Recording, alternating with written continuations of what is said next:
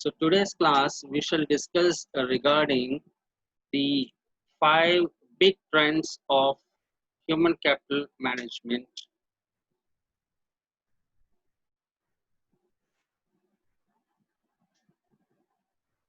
So the 5 big trends of human capital management are, these particular trends are based on the changes that have taken place in the arena of human capital management over a span of a decade, 10 years, and based on that, people happen to make these predictions. And before we start off with the 5 big trends in human capital management, I just want to again recap. I just want to again recap you regarding human capital management. When we look at this subject of capital management or the body of human capital management, it acts like a canopy of HRM. Like canopy in the sense, it acts like a sky.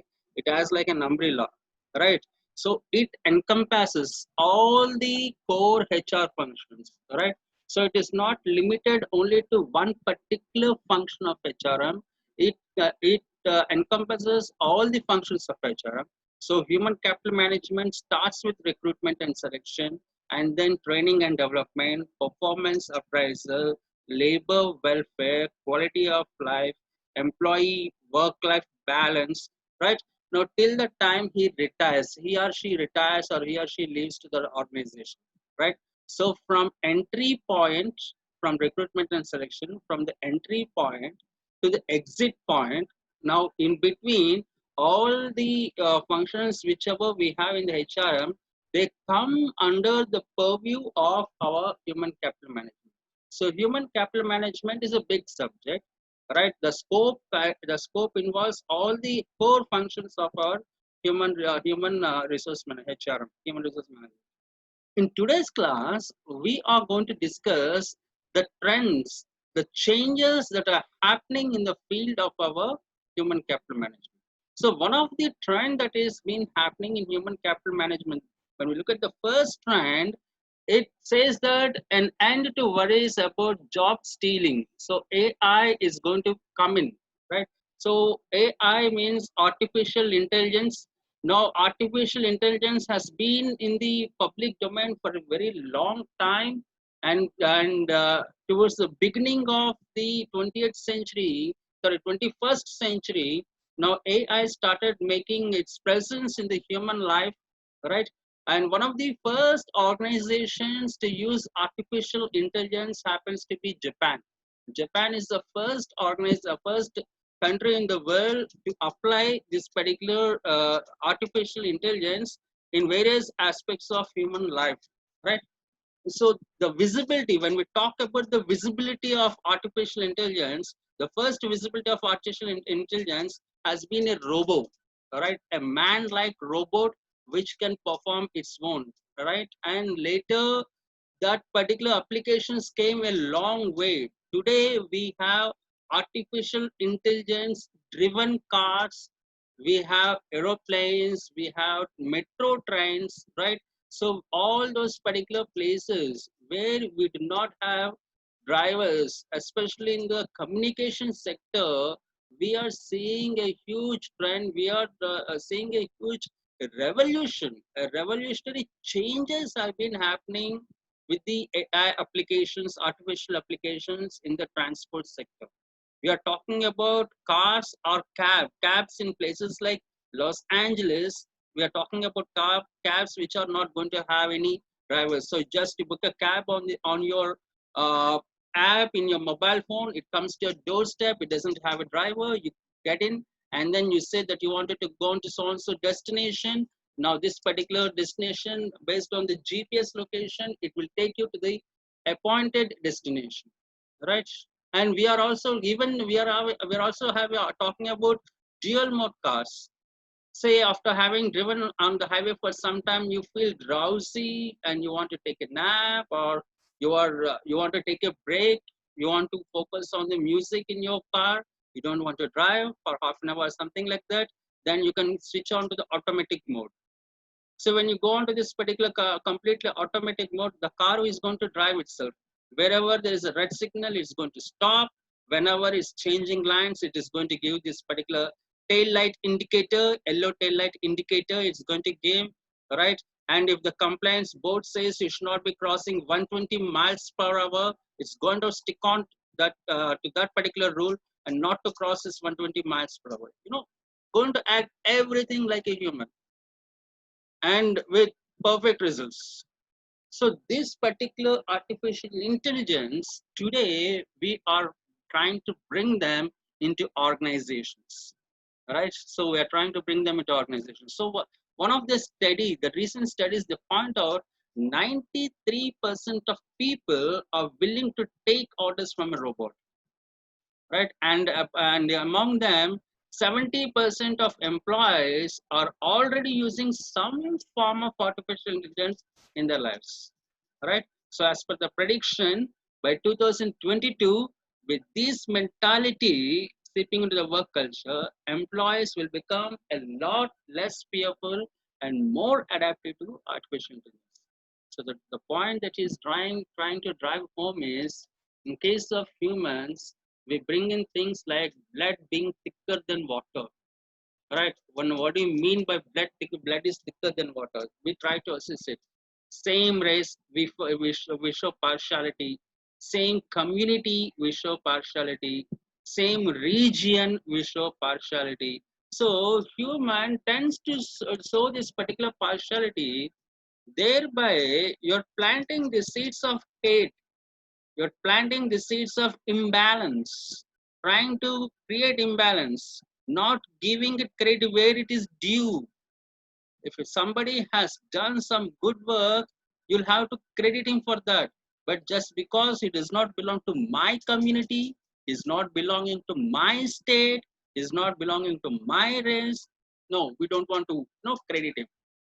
But even for small contributions made by people from our own community, we magnify it, we show it in this particular magnifying lens, we amplify it, and then tell the entire organization, this guy, we should all be proud of having such an employee for his contributions.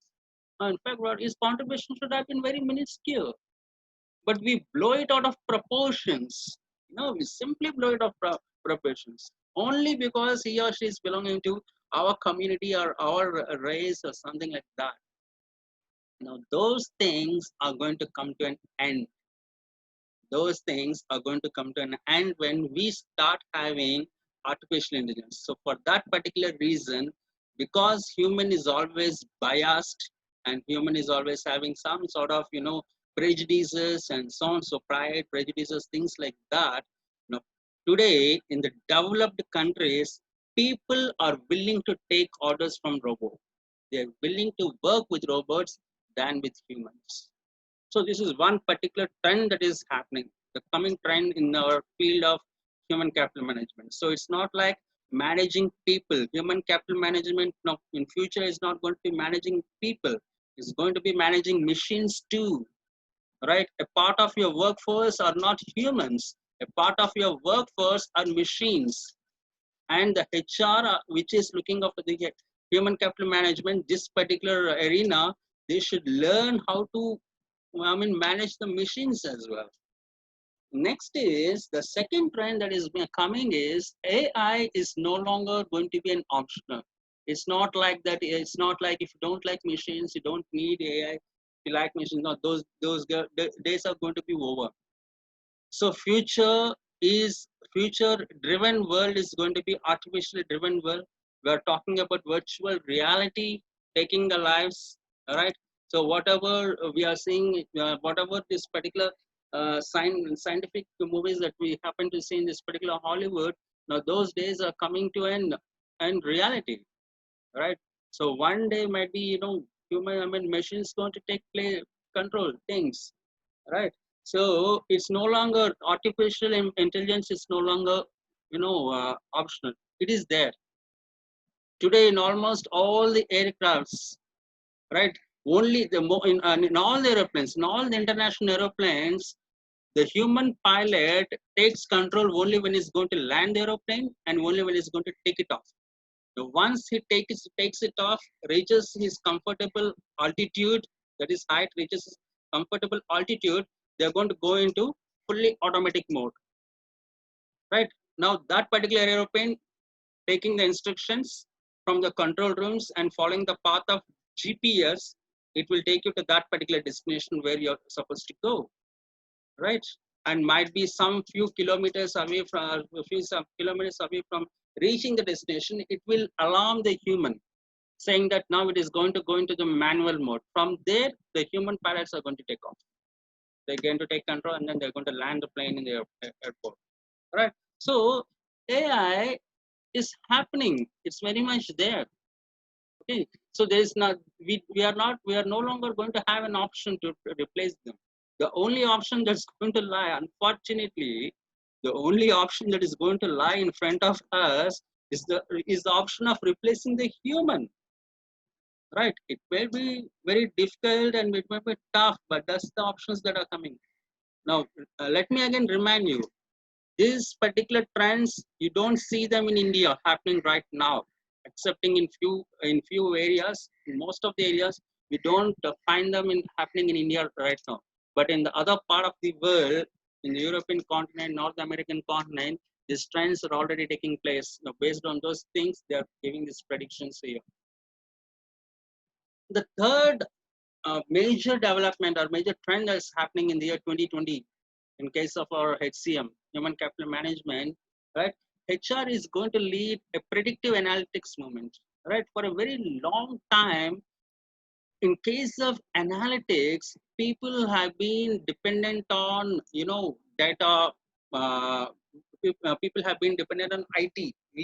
Every organization will have an IT arm, right? Now those particular people who are into this particular DBMS or RDBMS and things like that, now they were looking after this particular data. So there are separate courses like data mining, right? And there are separate courses like data warehousing, data mining, and all. So only those particular. Now it has become a full-time business, right? So we are having business courses, right? Back in the management circles, academic circles, we are having full-time courses like business analytics. Now similarly, now this particular semester, you're also studying this particular subject called human resource analytics, right? You have this HRMA, right? Human Resource Management and Analytics. So analytics is the big thing. So tomorrow, in order to have this particular uh, artificial intelligence based thing, we need to have this particular human analytics. So this human analytics subject, which you are learning now in the third semester of MBA, is going to go a long way, right? Your performance appraisal, the traditional things like recruitment and all, after some time they may not have future applications, right? But human resource analytics will have a very bright future. Now the future applications in HR are going to be based on HRMA like that. Okay, so data analysis is a big thing that's happening. A recent survey by Harvard Business Review, the world's prestigious business journal, HBR, Harvard Business Review, shows that 31% of human resource professionals are already using artificial intelligence backed data analysis. Now, what are the areas where they're using them? They're using them in areas like risk talent, source best fit candidates, resume analysis. There are certain areas, right? In the starting areas. Now, most of them, they happen to be in areas of recruitment and selections. That's where, and HRP, human resource planning. It is in these particular areas, the data analytics is already being done. Human resource data analytics, or maybe in the future, it's going to spread into the other core functions of HR too.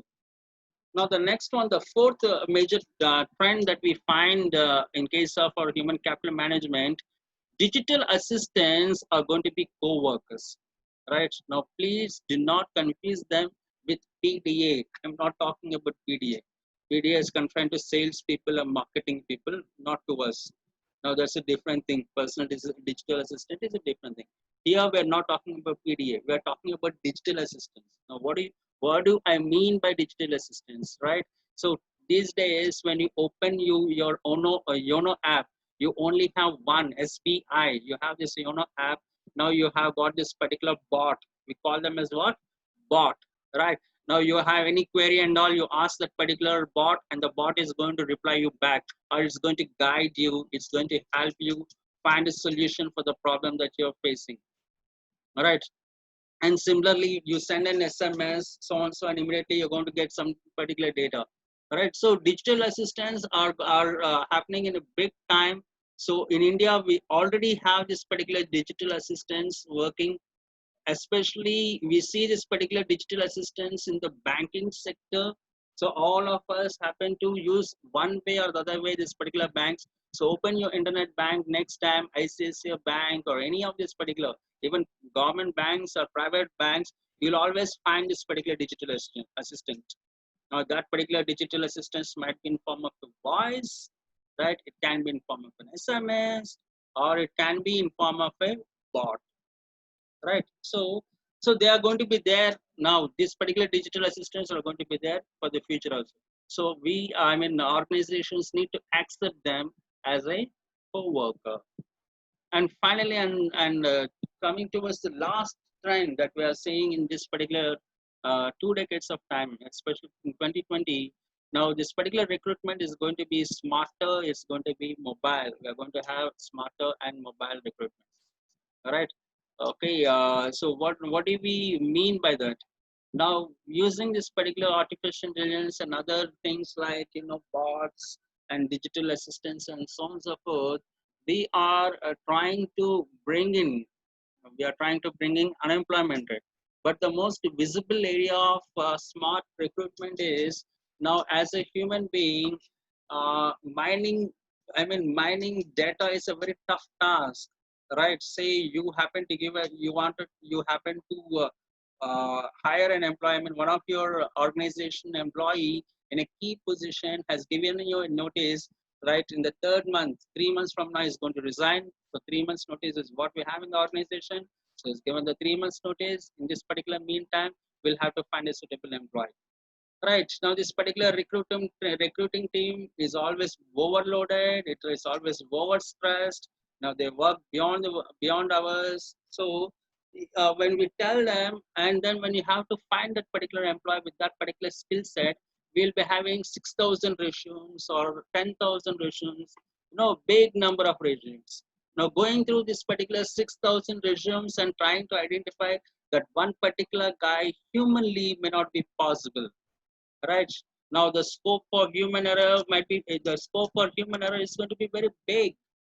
Now, how do you reduce that? We reduce that by depending upon a digital assistant. So you have a programmed digital assistance. This particular based on your AI application, artificial intelligence, right? So these people are going to be the core. That's the reason we are saying they are going to be the co-workers in the future. So we are going to assign that particular work to the digital assistant. Now that particular digital assistant is going to filter out that particular guy. Having filtered out, it is going to pass on the task to the next mission. Now first mission has digged out, identified 10 profiles. This 10 profiles, this mission is going to pass on to the next person. And that again is a mission. Now it's going to make a call to that particular person based on the contact number just given over there, finalize him, right? And only for the final round of interviews, he's going to come to the organization. The human interaction will be only limited to the salary negotiation, right? That's the only area where your human interaction is going to be negotiated.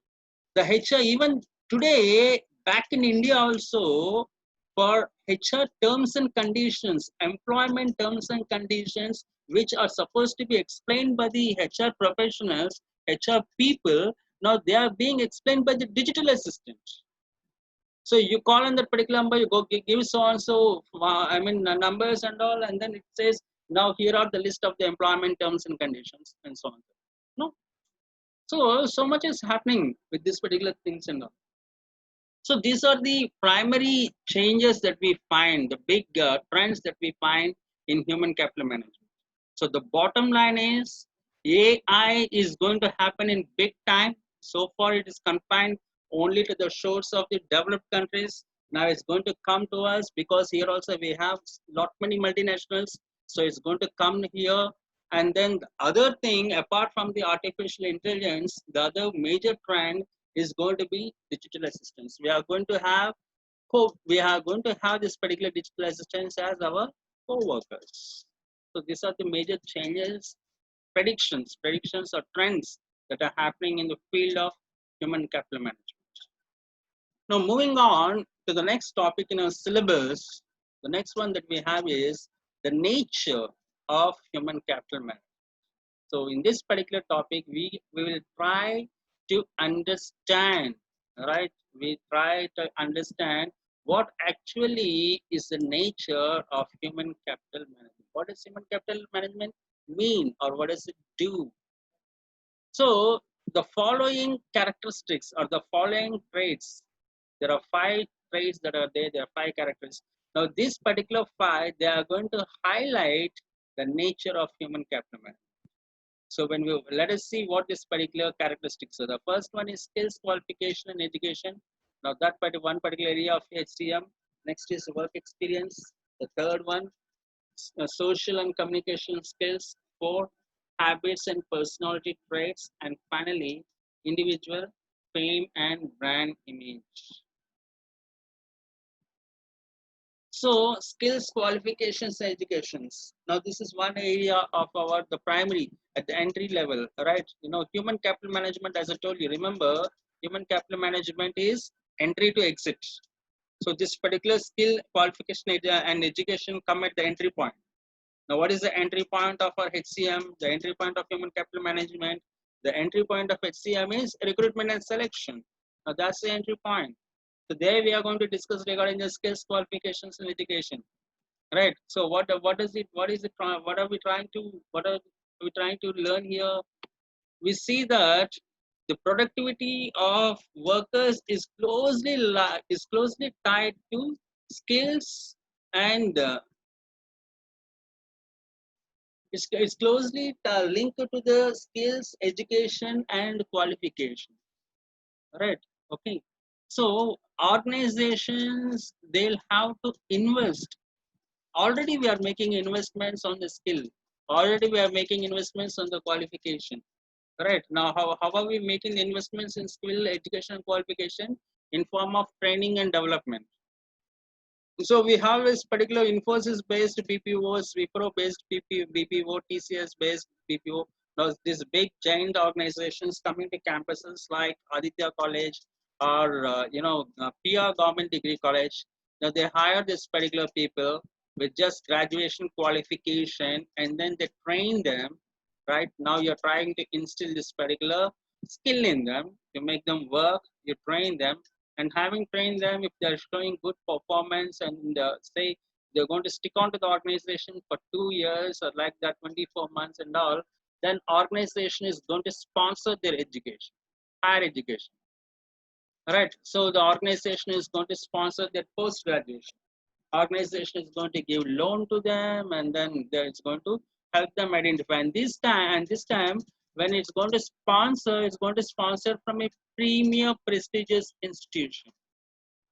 So it's a branded one, right? So organization can take pride its employees coming from Symbiosis, its employees from IIM, its employees from LIBA, Lila Institute of Business Administration, right? Whatever are the premier business schools that we have, they take pride that we are our employees are we have got this particular executive program tied up with so and so prestigious institute or prestigious school, right? So it's going to be a win-win situation.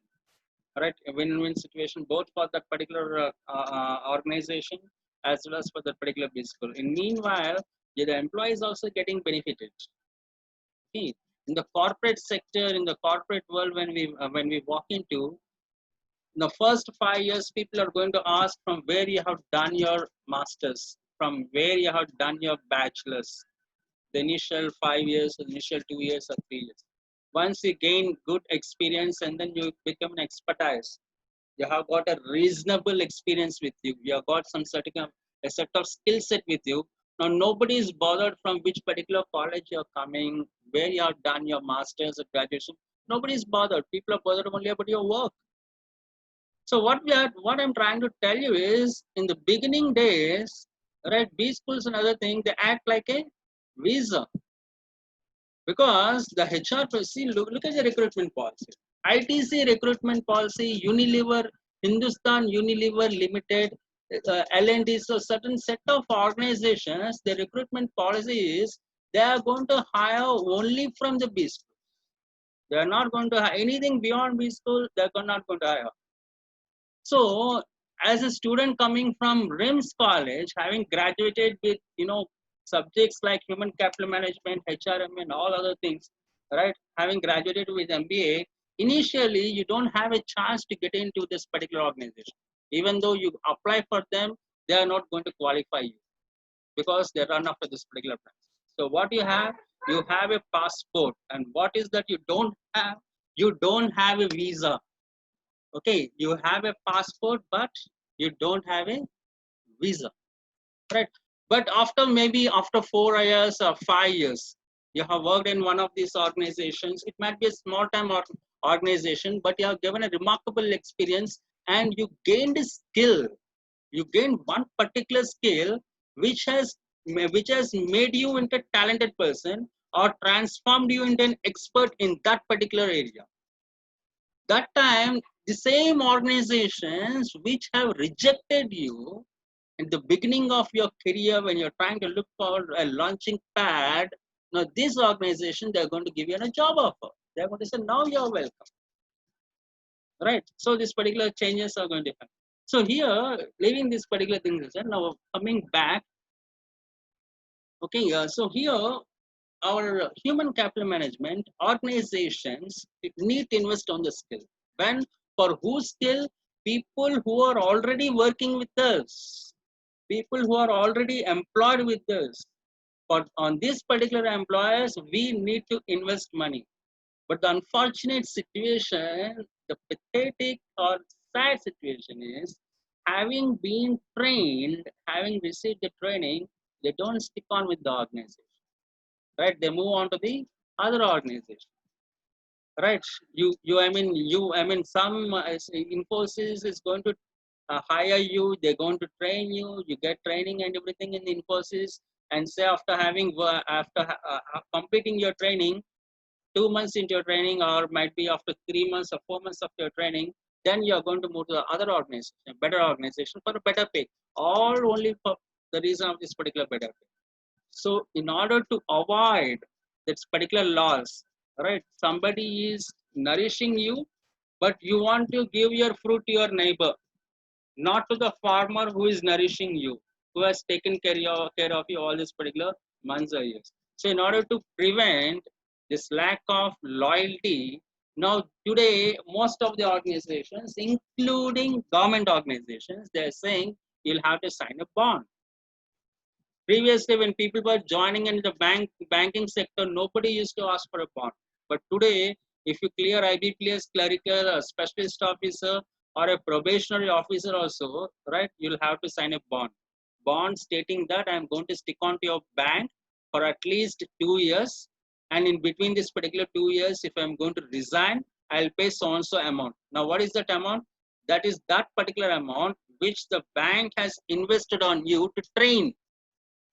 So it is recovering its cost. The bank is trying to recover its cost. So these things are happening. So this is one particular trend that we happen to see in human capital management in the area of skill, qualification, and education. Okay. The next thing is the work experience. All right. Definitely, without any second thought, it's a known fact that an experienced employee is an asset in organization because they create value, right? But here's the catch. What's the catch? According to the Harvard Business Review, it may take employees anywhere from 3 months to a year to become productive, right? Every time a business loses an employee to a competitor, or a layoffs or retirement, it needs to invest in recruitment and training new staff. Something that is just as much expense as replacing machinery. So here, what organization is trying to do is, organization is not willing to invest on that particular, because the first aspect is training and development, skills, qualification, education, training and development. Now that particular thing is not reaping fruits, right? After 2 years, people are leaving. Only as long as this particular, bond period is there, they are sticking to the organization. Once the bond period is done, they are moving to the organization. Volatility is all-time high. Loyalty is all-time low, right? High volatility, low loyalty. Attrition is common. Employee turnover is normal, right? Or labor turnover is normal. In such an a tough situations, such a volatile situations, managing human capital becomes very tough, becomes quite challenging also. Previously, if an employee is walking into an organization, he walks out of the organization on two occasions. Occasion number one, he has reached the superannuation range, he's retiring from his job. That's the first occasion. Occasion number two, termination. You yourself are removing him from the job because of some reason, because of the harm he intended to do the organization. Right? Retirement or termination. These were the two occasions. Now today, those two occasions come in the bottom first and bottom two. Right? In the top one and top two, these two occasions are nowhere to be found. Then what is driving the attrition rate today? Right? The attrition that is driving out, many reasons are coming. Now somebody says I'm not having creativity in that particular workplace. Somebody says it is monotony. The job has become very monotonous. Right? Somebody says the work culture is not good. Somebody says the politics is bad.